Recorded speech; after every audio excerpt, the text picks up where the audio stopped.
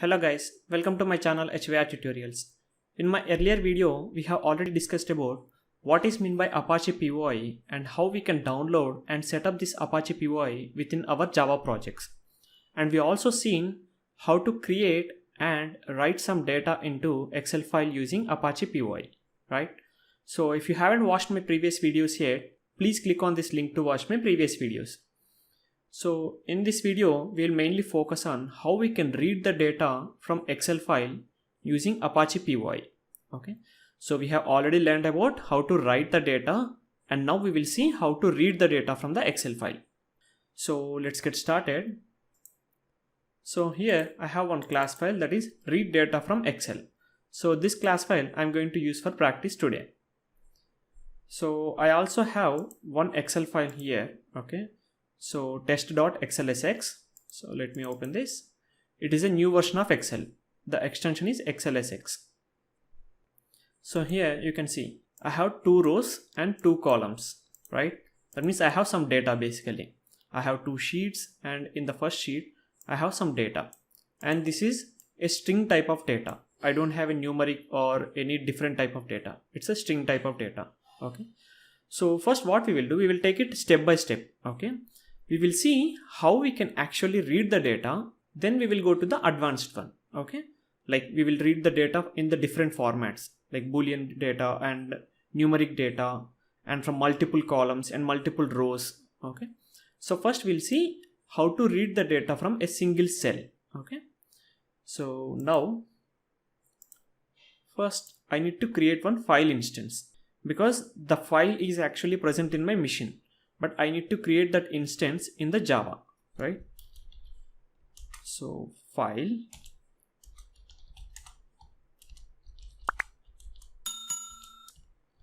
So here I need to pass the path of the file. So the file is present under this location, right?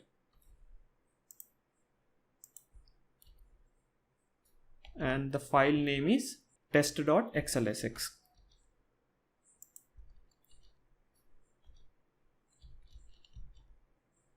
Okay. So now the file is created. I need to read the data from this file. So for that I'm going to use the stream here. Okay. So I'm reading the data from the file. So I'm going to use file input stream.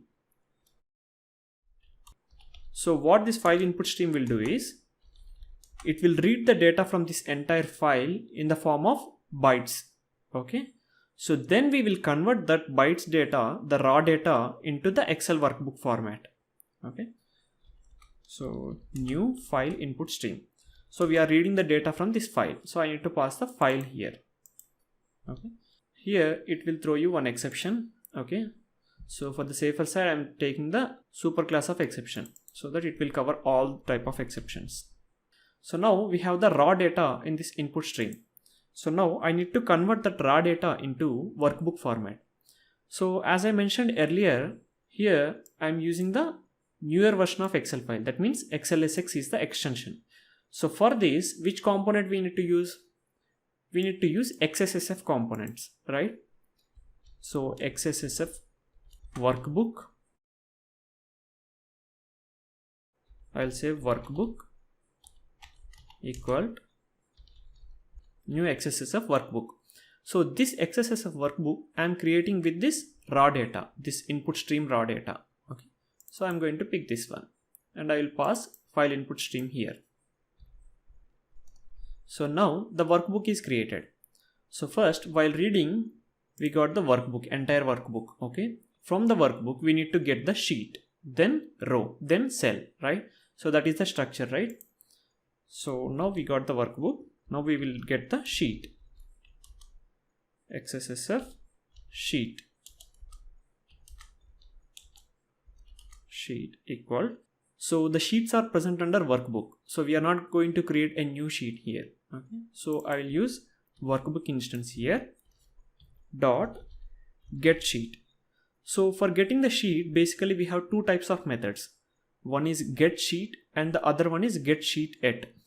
So here if you see in the Excel file, every sheet will have one name, right? Test sheet, sheet 1, like this. So if you want to get the sheet based on the name, then you need to use get sheet method. Okay. If you want to get the sheet by using index, for example, here all the sheets are arranged in the order, right? So the index starts from 0, 0, 1, 2, 3 like this. So here the test sheet, this current sheet will be having 0 index. Sheet 1 will have 1 index. Okay. So like that, we have two methods basically. So what I will do, I will use the index basically. I am not going to take the sheet name. Okay. So I will pass 0. So here in Apache PY, every index will start from 0 only. Either it is a row index or column index or sheet index. Okay. So now we got the sheet. From the sheet, we need to get one row, and from the row, we need to get one cell, right? So I will use the sheet instance, sheet dot get row. We have a method called get row. Okay. So here I need to pass the index. So I will try to print this hello in the console. Okay. So this will be my first row, first cell, right? So the row number will be, the row index will be 0. Dot, for getting the cell, we have a method get cell. Again, 0 index. In the first row, first cell I am getting. Okay. Dot, we need to get the content of that cell, right? While setting the value in our earlier video, we have used one method. Okay. We basically have only one method to set any type of value. See, set cell value. Okay. So the method name is actually set cell value, but it takes different type of parameters like boolean, calendar, date, double, string, everything. But while getting, we don't have a single method. Okay, just like this set cell value, we don't have a single method. We have multiple methods for each data. Okay. So for example, if you want to get the string type of value, get string cell value. Okay. If you want to get the boolean type of value, get boolean cell value. Okay. So now I have the string type of data. So I will use get string cell value. Okay. So this will give me the data. I will store the data into one variable. I will print this value in the console.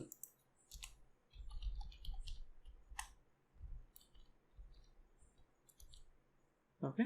So after printing it in the console, I want to close the workbook and streams, any stream, either it is an input stream or output stream. So here I have used only input stream.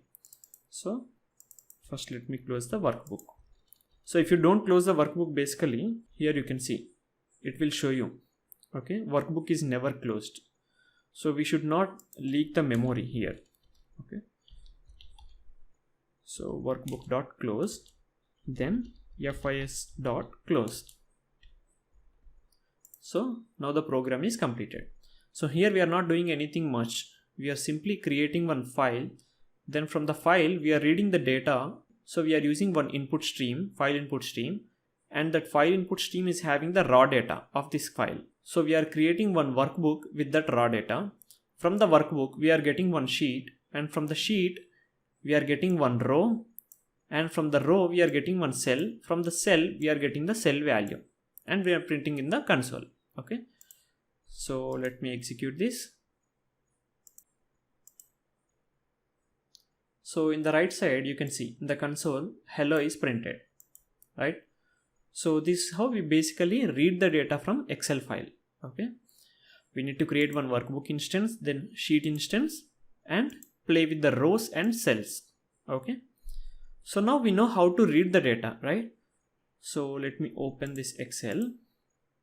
So here I have another sheet which has n number of rows, like 11 rows and around 5 columns. Okay. So tomorrow it might be increasing, like I may have 20 number of rows and 10 number of columns.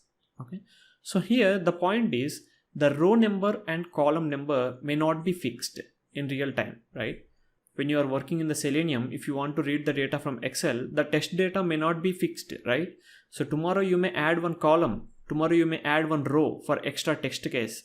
In that case, you will not go and modify your code, right? Your code should automatically handle that, okay? Your code should not have the static number of rows and static number of columns basically. It should automatically identify how many number of rows are present and how many number of columns are present, okay? If your requirement is to just read 1 or 2 cells and those are fixed now, in that case you can use the static indexes. But in this kind of scenarios, you will not use a static index. Okay, we need to get the row number and column numbers dynamically. And here if you observe one more thing, I have different type of data. Earlier I have only string type of data, right? Now I have string type of data, numeric type of data, and boolean type of data. You can have date type of data and everything here. Okay, I have added 3 types of data here basically. So now we will see how we can make this row number and column number dynamic and also getting the cell values dynamically. Okay, earlier here we know that this is a string cell value, so we used get string cell value method. But in the real time we don't know, right, in which row, which cell we have string cell value and which cell is having numeric cell value, we don't know.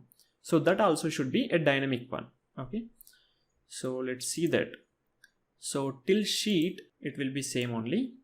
So let me comment this, and here also sheet I am getting the second one, so that means index is 1. Okay, so for getting the row number and column numbers dynamically, we have 2 methods. Get physical number of rows is one method to get the number of rows present in one Excel sheet. Okay, so for example, if you see this Excel file, this sheet may have n number of rows like this if I scroll, but not all the rows are having the data, right? Only few rows are having the data. That means these are actually defined, these are not defined. Okay, so to get the defined rows, we have the method that is physical number of rows. Okay, so let me write, I will store that into one variable, row count sheet dot get physical number of rows. Okay, so this will give me how many rows are actually defined in that workbook. Then I will iterate through each row. Then in each row I will find out how many columns are present. That means how many cells are present.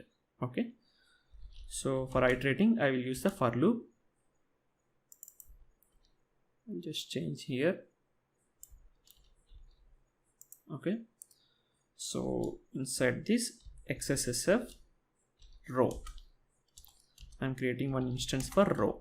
Okay, so every time I'm going to get a new row, right? Sheet dot get row, and here I'm not passing the index, the static one. Here we passed 0, right? So here I'm not passing the static index, I'm going to pass the dynamic index, that is this one, I, because I value is changing every time. Okay, so now we got the rows dynamically. Okay, tomorrow if you add 10 more rows, my script will automatically identify that. Okay, so next we need to identify the cell count also in each row dynamically. So for that, again I will create one more variable, I will name it as cell count. Okay, so the cells are actually present under row, right? So I will use this row instance dot get physical number of cells. Okay, so the similar concept, guys. For rows, how many rows are defined, those many rows are only we are getting. In the same way, cells are also, we have multiple cells. Okay, n number of cells we have, but only few cells are actually defined. Okay, that count we are going to get using this method, get physical number of cells. So now we got the number of cells. Again I will use another for loop.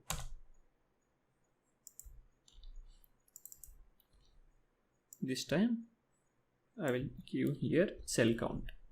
Okay, so now what I will do, I will print this entire data in the tabular format in the console here.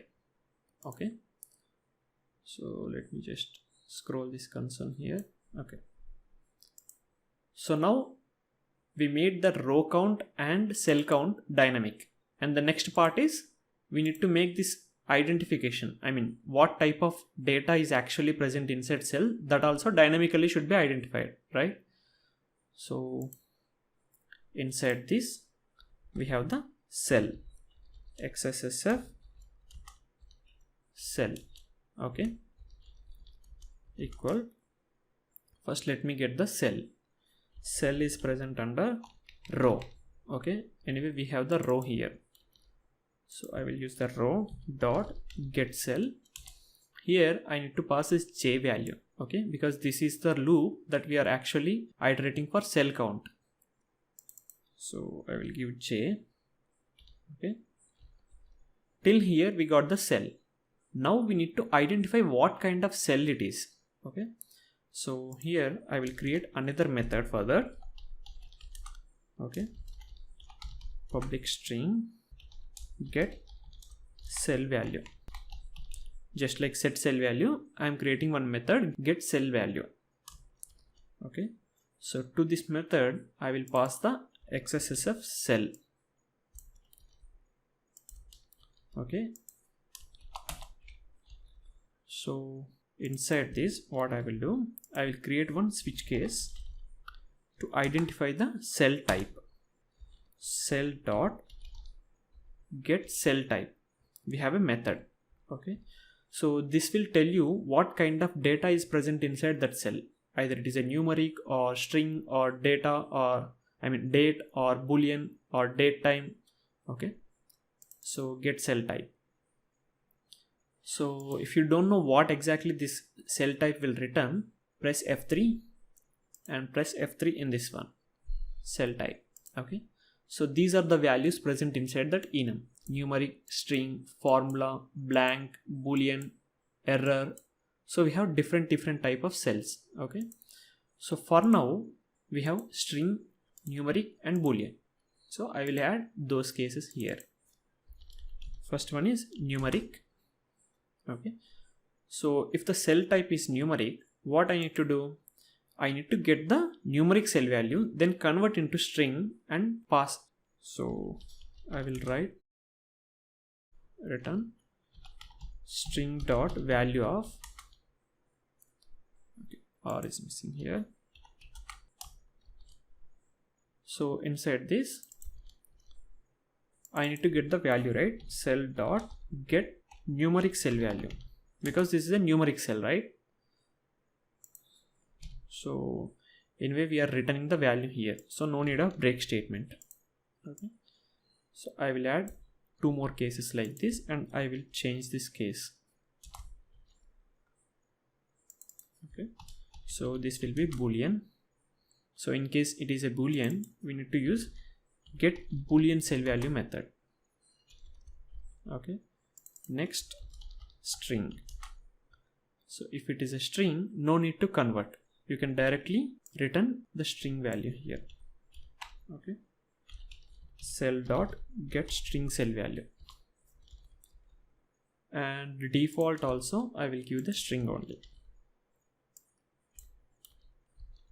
okay. So this method will identify what type of cell it is, and it will convert the data and return in the form of string. So I'm going to use this one. So I will put sysout, okay. It will be only system.out.print. I want to print all the cells in the one row only. So I'll just give this parameter just like a table format, okay. Then I'm using get cell value method to retrieve the cell, and I will pass this cell here, okay. If you don't understand, I will just make it simple here. Cell value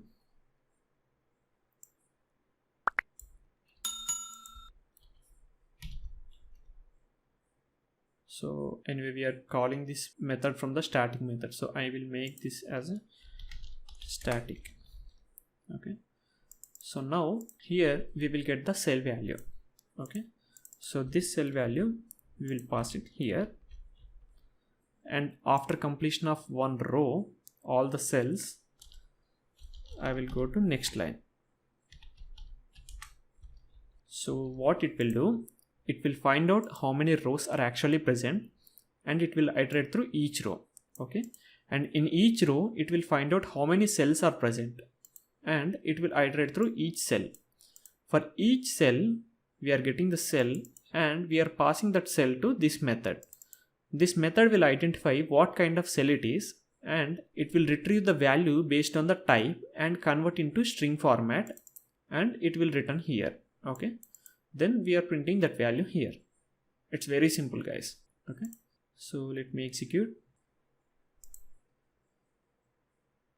So in the console you can see we got everything, the complete data in the tabular format.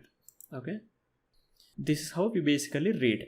Okay, so if it is a single cell value we have seen here, and if it is n number of rows and n number of columns, then we will go like this. Okay, so basically this one we are not going to use much because this is including static indexes. Okay, this one is dynamic indexes. Here if you see in this entire thing, nowhere I have used static index. Okay, so here it is a dynamic one because every time I value will be changing, and here also j is a dynamic one because j value is changing. So tomorrow if I add 10 more rows and 10 more columns also, my script will work. Okay, so this is how you have to actually implement your code. Okay, so this is about reading the data from Excel file using Apache PY, guys. So it will be same for older version of Excel also. Okay, all you need to do is change these components to HSSF components. Everything, the rest of the logic will be same only. Okay, so yeah, I hope you understand this session. If you have any doubts, please let me know in the comment section below. Thank you for watching. Bye bye.